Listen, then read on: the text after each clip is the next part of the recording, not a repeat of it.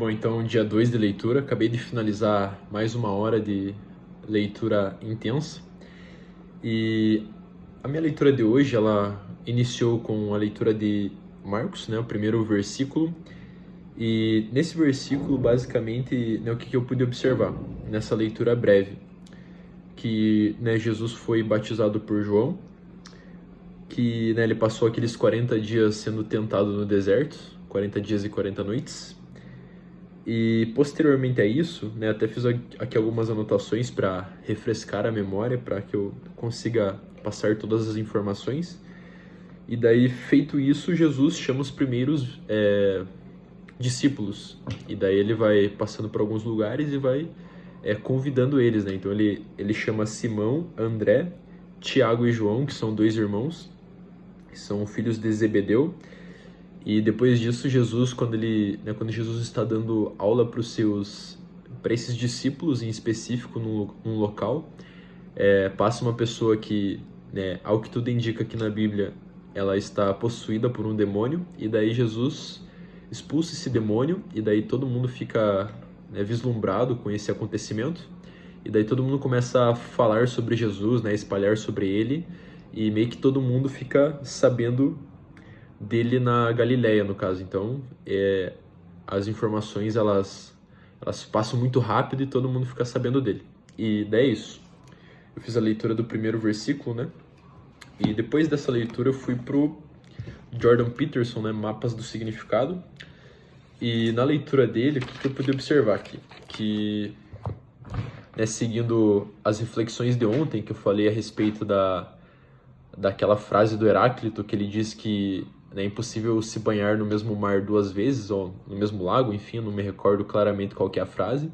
No entanto, partindo dessa reflexão, eu pesquisei o que era a navalha de Ockham, que, né, ele cita lá em algum momento no livro, e eu não sabia o que era, né, e tal. E essa navalha de Ockham, né, o que ela é? Ela é basicamente, até anotei aqui também, ela é também conhecida como a lei da parcimônia. Em outras palavras, ela é um princípio lógico onde a melhor solução, né, para uma determinada escolha, para um acontecimento, né, para a resolução de uma tarefa, para alguma situação específica, é aquela que apresenta a menor quantidade de premissas possíveis, ou seja, você geralmente tende a optar pelo caminho em que existem menos questões pendentes, vamos dizer assim. Pelo menos é isso que eu consegui compreender a partir dessa lei da parcimônia ou navalha de Ockham. Então, você opta por uma solução que tem menos premissas, que geralmente quando acontece uma coisa que, né, segundo Jordan Peterson, que, né, nós vamos pendendo, alternando entre, né, a tranquilidade, né, o tédio, vamos dizer assim, né, que até o Arthur Schopenhauer, né, que é aquele filósofo que é meio bad vibes, meio sad, assim, que, né, é um filósofo problemático. Ele diz que a gente alterna entre tédio e prazer. E quando a gente conquista alguma coisa, a gente cai no tédio e já não quer mais aquela coisa. E quando a gente não tem, a gente anseia por ter e corre atrás desse prazer. A hora que a gente atinge esse ápice, a gente retorna ao tédio. Então a gente fica nesse balanço. E, enfim.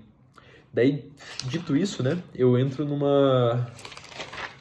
não sei se seria um novo capítulo, mas ele entra num novo tópico, né? Um subtítulo que é a representação mitológica, os elementos constitutivos da experiência. Daí ele começa a falar a respeito da questão mitológica, né? Até anotei aqui o significado de mito cosmogônico, que, né, esse mito a gente sabe que, né, são questões que foram criadas para explicar determinado conjunto de acontecimentos, vamos dizer assim.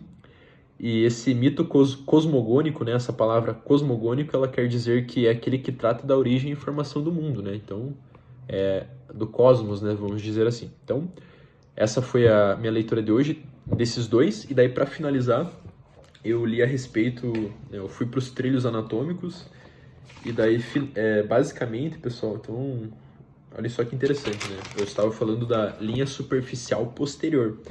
E essa linha superficial posterior, basicamente, né, como eu mencionei no vídeo anterior, ela é uma linha que percorre toda a parte posterior do nosso corpo. Ela inicia planta dos pés e termina na cabeça. Ela é dividida em duas partes, como eu mencionei também.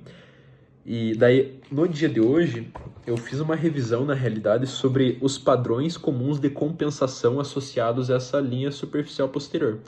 Então, essa linha, na realidade, ela é responsável pelos movimentos no plano sagital, né? E quais são esses movimentos? A gente sabe que são os movimentos de flexão e extensão. Flexão e extensão do quadril, do joelho, tornozelo, coluna, enfim. Cotovelo, punho, ombro, todas as articulações que envolvem esse movimento nesse plano. E dentre os movimentos, né, quais são os padrões de compensação? Eu até anotei aqui alguns padrões, que é os padrões que o livro traz para nós, né? Principalmente para mim, no caso que estou lendo. Então, quais são as limitações? Primeiro, a gente começando dos pés, a limitação da dorsiflexão do tornozelo, né? Dorsiflexão é aquele movimento de aproximação da ponta dos pés da canela, né? Que seria, geralmente acontece pelo deslizamento anterior da tíbia, que é o deslizamento para frente da tíbia em direção à ponta do pé. Esse é o movimento de dorsiflexão. Então, geralmente, esse padrão de compensação diminui essa dorsiflexão.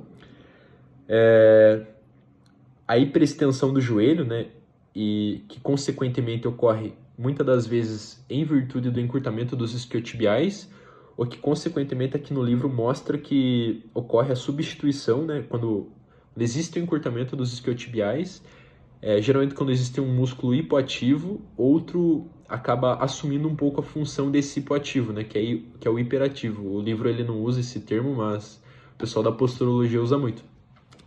E o que acontece, pessoal? Quando os isquiotibiais eles estão encurtados, né, o que eles geram? Geralmente eles inclinam eles geralmente forçam essa hiperextensão do joelho, e a substituição dos isquiotibiais ela ocorre pelos rotadores laterais profundos inadequados.